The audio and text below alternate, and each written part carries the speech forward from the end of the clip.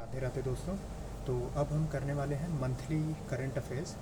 तो monthly current affairs चाहे वो यूपीपीसीएस हो चाहे बीपीएससी हो, दोनों के लिए बहुत इंपॉर्टेंट है। डायरेक्ट क्वेश्चंस आते हैं और अब देखते हो करंट अफेयर्स की वेटेज जो है दोनों में बहुत बढ़ गई है। अराउंड 30+ क्वेश्चंस आ रहे हैं। तो उसके लिए हमें चाहिए ना कि एक होलिस्टिकली कवरेज हो और हमें हर टॉपिक के बारे में थोड़ी थोड़ी नॉलेज हो।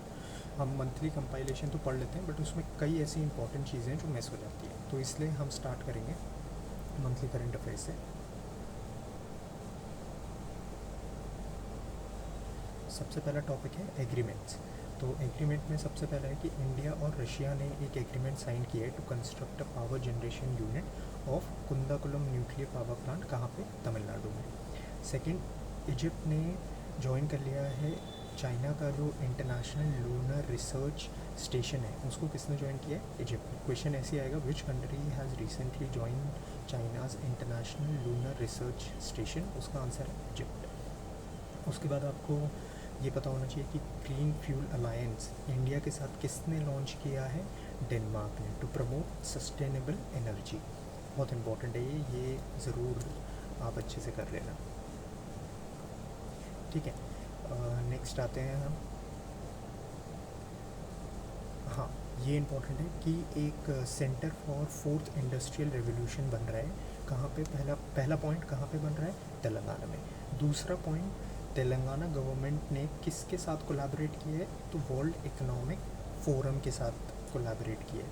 तो ये इम्पोर्टेंट है, सीधा सीधा यही पूछता है कि तेलंगाना गवर्नमेंट ने किसके साथ किया है। 4 ऑप्शन दे देगा, लाइक IMF और ये सब, और आंसर होगा वर्ल्ड इकोनॉमिक फोरम। ठीक है, ओके।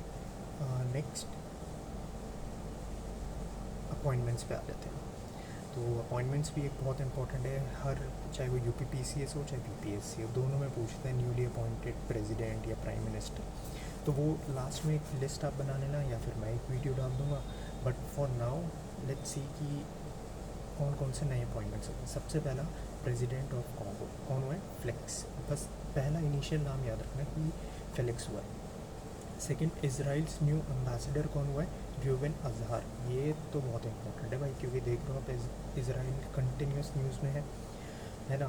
तो ये तो बनता है लर्न करना, इसको तो 4-5 बार रिवाइज़ कर लो तो अच्छा है। हाँ, नेक्स्ट अब आएंगे हम, ये भी बहुत इंपॉर्टेंट है भाई, ये भी करना ही करना है। फ्रांस यंगेस्ट फर्स्ट गे प्राइम मिनिस्टर कौन है? तो वो है हमारा गैब्रियल अटल। बांग्लादेश का प्राइम मिनिस्टर शेख हसीना, काफ़ी सालों से पता होना चाहिए आपको। पार्टी भी अगर याद है तो अच्छा है, जनरल अवेयरनेस के लिए। अवामी लीग पार्टी है इसकी, शेख हसीना की, बांग्लादेश। ठीक है। New chairman of Bombay stock exchange, BSE हमारा न्यूज़ में रहता है, याद करना ही है। Pramod Agrawal. New prime minister of Chad, ससेस मसरा अपॉइंट हुआ है। ठीक है, अब आ जाते हैं हम अवार्ड्स पे। तो जनवरी 2024 awards. First, MS Swaminathan award किसको मिला है? प्रोफेसर BR काम्बोज को मिला है। Bank of the year 2023 federal bank of India. ये वाला तो कर ही लेना यार, MS स्वामीनाथन अवार्ड कई बार, बहुत इंपॉर्टेंट है। बेस्ट इनोवेशन अवार्ड 2024 स्वामिता स्कीम, किसने लॉन्च की है? मिनिस्ट्री ऑफ पंचायती राज। दोनों इंपॉर्टेंट है। अर्जुना अवार्ड दिव्य कीर्ति, ये तो याद ही रहेगा, सर फेमस है, पर वो नहीं है, नाम याद रखना है बस। अच्छा हाँ, और ये भी है कि became the first Indian women to receive the Arjuna award in horse riding. Divyakriti पहली ऐसी वुमेन है जिसको अर्जुना अवार्ड मिला है हॉर्स राइडिंग में।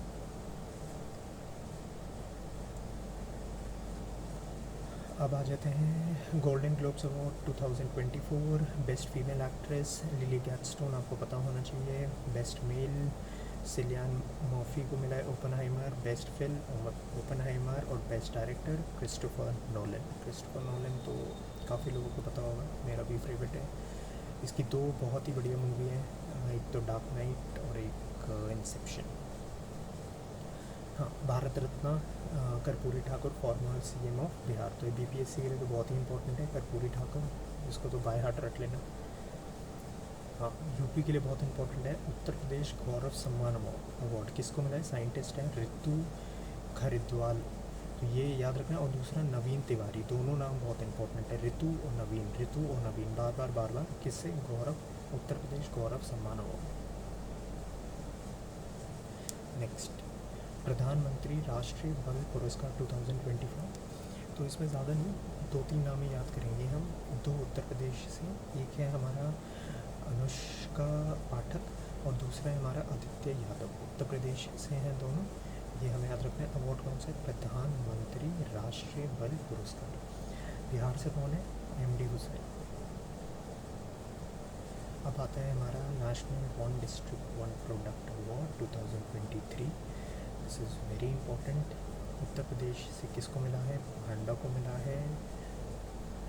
और एक और रखना है कि उत्तर प्रदेश जो है उसने कैटेगरी में गोल्ड मेडल जीता है, ठीक है, ये भी ध्यान रखना है। कैटेगरी A में, B में तो उत्तराखंड है, कैटेगरी A में उत्तर प्रदेश ने जीता है।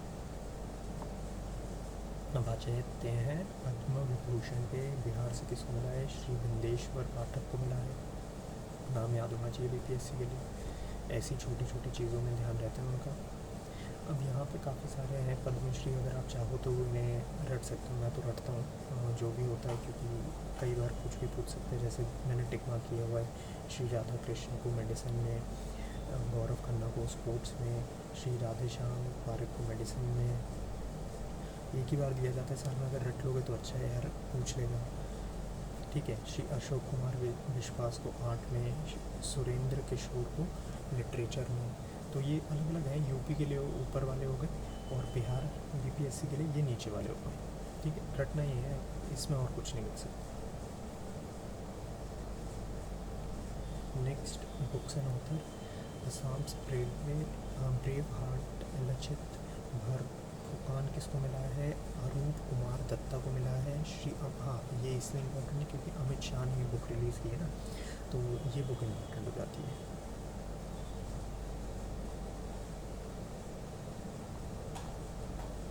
इम्पॉर्टेंट डेज 4 ही हैं इसमें। एक वर्ल्ड हिंदी डे 10 जनवरी, नेशनल यूथ डे 12 फरवरी। लिस्ट बना लेना अपनी एक सेपरेट पेज में कि जो भी डेज़ हैं जनवरी से लेके यहाँ तक याद हो जाते हैं, बस रिवाइज करते हुए। इंटरनेशनल एजुकेशन 24 जनवरी, और ये Uttar Pradesh state of day है 24 जनवरी, ये याद होना चाहिए UPPCS वालों को। हाँ, अब आ जाता है ये एक बहुत इंपॉर्टेंट चीज़ इसमें कि 75th रिपब्लिक डे हुआ था 26 जनवरी को मनाया जाता है, ये हमें पता है। Who was the guest here? It was French president Emmanuel Macron. अभी मैंने आपको बताया था कि फ्रांस का न्यूली इलेक्टेड प्राइम मिनिस्टर कौन है, वो आप कमेंट में लिख के बताओ। ये एक्टिव रिकॉल की टेक्निक है, याद होना चाहिए आप लोगों को, अभी हमने डिस्कस किया है। India's first. अब आ जाते हैं साइंस टेक्नोलॉजी ऑफ जनवरी, ठीक है। इससे तो क्वेश्चन आते ही आते हैं, सो इस पर फुल अटेंशन, फुल फोकस यहाँ पे रहना चाहिए। फर्स्ट एक्सरे पोलरोमीटर सैटेलाइट किसने लॉन्च की है? इसरो ने लॉन्च की है। कौन से व्हीकल से? PSLV से। किस चीज़ के लिए? To reveal the secrets of black hole, बस। First electron rocket New Zealand.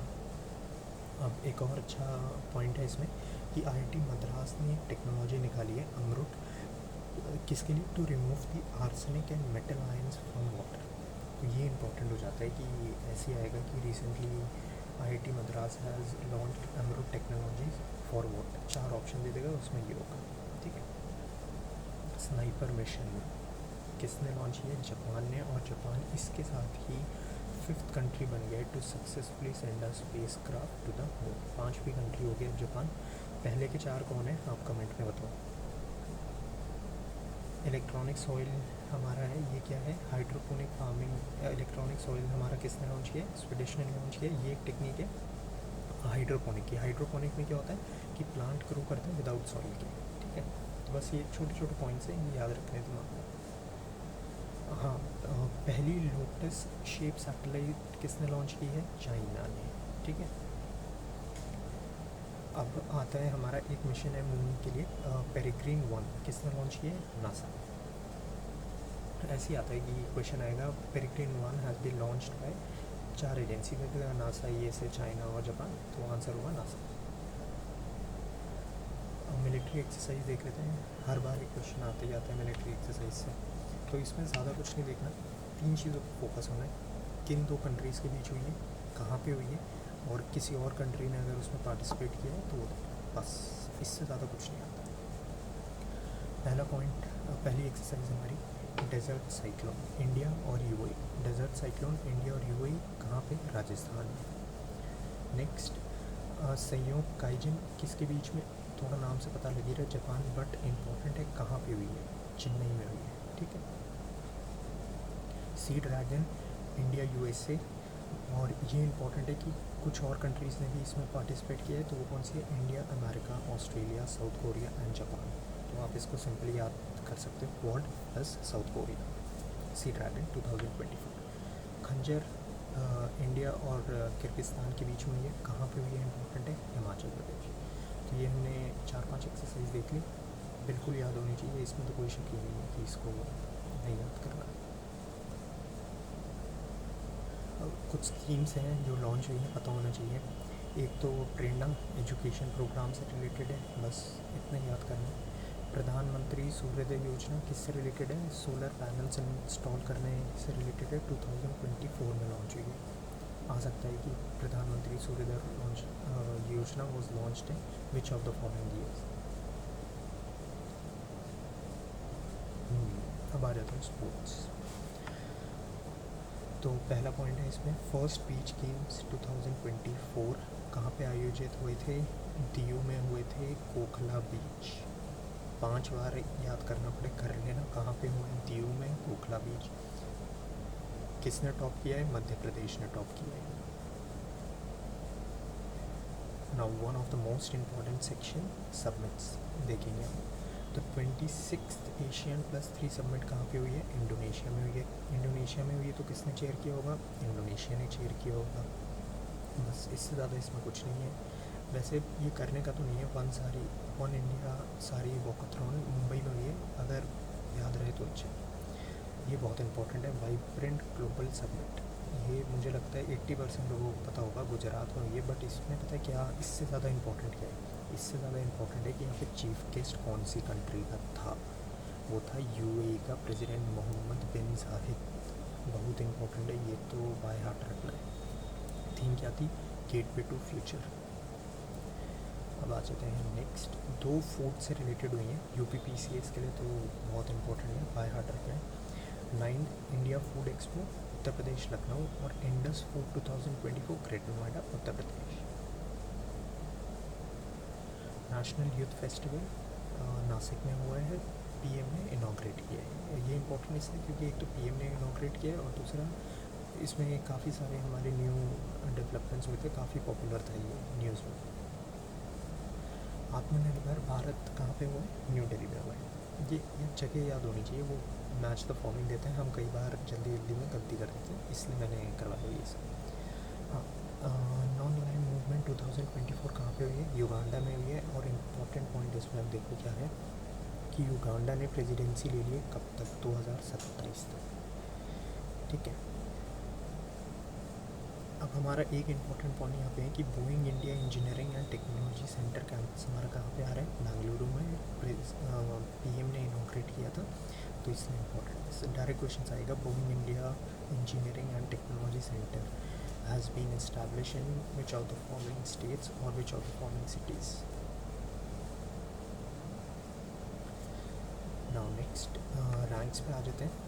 तो एक रिपोर्ट लॉन्च की है वर्ल्ड बैंक ने, माइग्रेशन एंड डेवलपमेंट ब्रीफ 39। इसमें ये लिखा है कि इंडिया में सबसे ज़्यादा रेमिटेंस आया है। आपको फिगर याद होना चाहिए, मेंस के लिए बहुत इंपॉर्टेंट है, $125 बिलियन, और जनरल नॉलेज के लिए भी बहुत इंपॉर्टेंट है, ठीक है। नेक्स्ट आ जाते हैं इस पर, ग्लोबल फायरवर्क्स ने लॉन्च किया मिलिट्री स्ट्रेंथ रैंकिंग, इंडिया की 4th है। ये यूपीपीसीएस के लिए इम्पोर्टेंट है कि इंडियाज़ मोस्ट पॉपुलेटेड सिटीज़ 2023 में ग्रेटर नोएडा का 3rd पोजीशन थी। ये तो मैंने भाई मोदी जी के लिए कर दिया है कि list of popular global leaders में मोदी जी नंबर 1 पे हैं भाई, मतलब दाद देने वाली बात है यार। हाँ, first women with a net billion of $100 billion, तो ये vice chairman of L'Oréal company की फ्रांसिस मार्टिन कोट मैरियाज है। नाम अजीब सा है बट याद होना चाहिए, कुछ भी कर लो आप। मैं तो मैरियार से ही याद किया हुआ ही है, तो आप भी वहीं से कर लेना। 75th रिपब्लिक डे ये हमने देख लिया। चीफ गेस्ट कौन था? मैक्रोन था, फ्रेंच प्रेसिडेंट। कमेंट में आप बता रहे हो मुझे कि इसका पीएम अभी हमने डिस्कस किया, कौन अपॉइंट हुआ है। थीम क्या थी? विकसित भारत, हमने देख लिया। हाँ, ये एक इम्पॉर्टेंट चीज़ मैंने हाईलाइट कर दी यहाँ पे कि रोड शो हुआ था जंतर मंतर और वो हवा महल तक गया था। तो दोनों चीज़ कहाँ पे? जंतर मंतर भी हमारा वहाँ पे और हवा महल भी हमारा जयपुर, दोनों राजस्थान में है। हवा महल किसने बनवाया ये आप कमेंट में बताओ, इम्पोर्टेंट आ सकता है। हाँ, बेस्ट डब्ल्यू किसको मिला है? उड़ीसा को। सेकंड गुजरात। राम मंदिर के बारे में तो आपने पढ़ ही लिए होंगे, कहाँ से आया है, कितना हाइट है उसका, ठीक है, ये सब तो इम्पोर्टेंट है ही। ठीक है, इसमें मंथली एमसीक्यू ये देते हैं, तो इसमें भी कुछ इम्पोर्टेंट थे, जैसे रेड एंड चटनी जो है, काई चटनी बोलते हैं, इसे जीआई टैग मिला है, कौन सी स्टेट की है? उड़ीसा की है। सिर्फ 5-6 क्वेश्चन है, एक बार देख लेते हैं। हाँ, बहुत ही इंपॉर्टेंट, 15 ब्रिक सबमिट कहाँ पे हुई है भाई? जोहान्सबर्ग में हुई है। इससे ज़्यादा इंपॉर्टेंट, सबसे ज़्यादा इंपॉर्टेंट इस पीडीएफ का 6 न्यू कंट्रीज़ उसमें पार्टिसिपेट ज्वाइन किए, बट एक कंट्री ने उसमें से एग्जिट कर लिया। क्वेश्चन ऐसे भी आ सकता है, which of the following countries has exited from BRICS? Argentina, but which of the following countries have joined? तो ये हमें पता होना चाहिए। अगर आप मैप में देखोगे तो ये हो गया हमारा यूएई, सऊदी, ईरान, इजिप्ट और इथोपिया। एक बार मैप में ज़रूर देख लेना मैंने। उसके बाद ये एक मैंने मार्क कर दिया था, मनित ऐप है हमारा फॉर मेंटल हेल्थ के लिए, ठीक है। हाँ, first Hindu temple of UAE हमारा बन गया है, और इसके लिए कितना लैंड एलोकेट हुआ है? 20,000। कब इनॉग्रेट हुआ था? 14 फरवरी, वैलेंटाइन डे के दिन हम पीएम ने हमारा एक नया टेम्पल खोल लिया था, बहुत ही बढ़िया बात है। पहला हमारा full fledge military schools in Uttar Pradesh girls Vrindavan में आ रहा है। 16 फाइनेंस कमीशन से देख लेते हैं, न्यूली अपॉइंटेड चेयरमैन इसके कौन है? अरविंद जी अपॉइंट हो गए हैं, और ये कब तक के लिए है? 2031 के लिए है, ठीक है।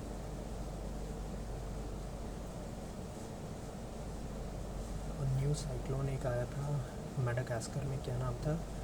एल्वेरो, नाम याद होना चाहिए। हाँ, स्वीडन ने नाटो ज्वाइन कर लिया। इससे पहले 31st मेंबर कौन है वो आप मुझे कमेंट में बताओ। वैसे मैं बता ही देता हूँ कि फिनलैंड है 31st। हाँ, which central Asian country has officially declared the snow leopard as its national symbol in January? तो वो हमारा किर्गिस्तान। दिव्य कला मेला कहाँ पे हुआ है? सूरत में हुआ है। जगह याद होनी चाहिए, दिव्य कला मेला 2024 सूरत। महर्षि वाल्मीकि इंटरनेशनल एयरपोर्ट कहाँ पे है? अयोध्या में है, न्यूली कंस्ट्रक्टेड है। अब आप मुझे ये बताओ कि नहीं, चलो ठीक है, वो अभी पढ़ाया नहीं है तो उसमें कला उत्सव कहाँ है? न्यू दिल्ली। और अभी हमने पढ़ा था दिव्य कला उत्सव कहाँ पे हुआ है? आप मुझे बताओ, एक्टिव रिकॉल करो, अभी हमने पढ़ा है जस्ट 2 मिनट पहले।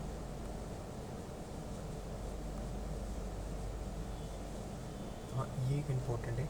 अनुविदनी ऐप हमारी किसके लिए हुई है? मल्टीलिंगुअलिज्म के लिए हुई है। वैसे तो हमें इससे ही पता चलेगा, अनुवाद एक हमें पता होता है, बस उससे रिलेट करेंगे तो ये हमारा पता लग जाएगा कि मल्टीलिंगुअलिज्म इन एजुकेशन।